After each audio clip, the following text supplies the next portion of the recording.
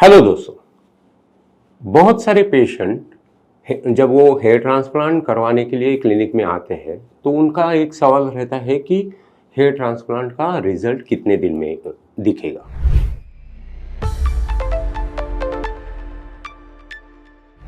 तो दोस्तों, जब हम हेयर ट्रांसप्लांट करते हैं, यहाँ से आपकी ग्राफ्ट लेके आपके बाल एरिया पर उनको प्लांट कर देते हैं, तो वो ग्राफ्ट की एक नेचुरल जर्नी होती है और उस जर्नी में हर एक ग्राफ को जाना होता है।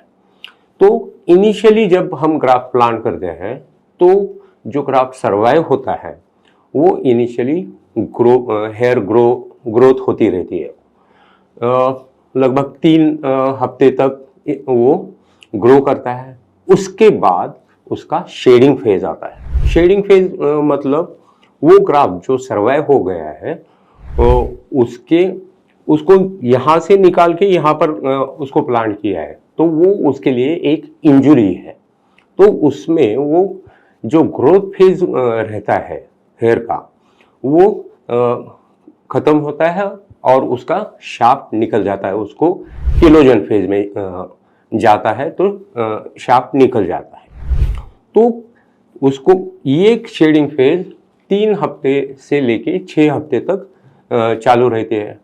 हर एक पेशेंट का अलग अलग ये रहता है शेडिंग कि कुछ लोगों का 100% शेडिंग होगा, कुछ लोगों का 50% होगा, कुछ लोगों का 10% होगा या शेडिंग फेज ही नहीं रहेगा। ये पर्सन डिपेंडेंट रहता है। ये शेडिंग फेज खत्म होने के बाद अप्रॉक्सीमेटली 2 मंथ के आसपास उसमें रीग्रोथ आना चालू होता है। ये रीग्रोथ जैसे शेडिंग हैप्पीजार्ड रहता है वैसे ही रीग्रोथ भी हैप्पीजार्ड तरीके से आती है। मीन्स कुछ ग्राफ में जल्दी रीग्रोथ चालू हो जाएगा, कुछ ग्राफ में रीग्रोथ चालू होने में टाइम लग सकता है। तो 2 महीने के बाद धीरे धीरे ग्राफ्ट रीग्रो होने लगते हैं। ये रीग्रोथ फेज चालू रहती है अराउंड 6 to 7 मंथ के आसपास आपको एक एप्रिशिएबल रीग्रोथ दिखाई देती है।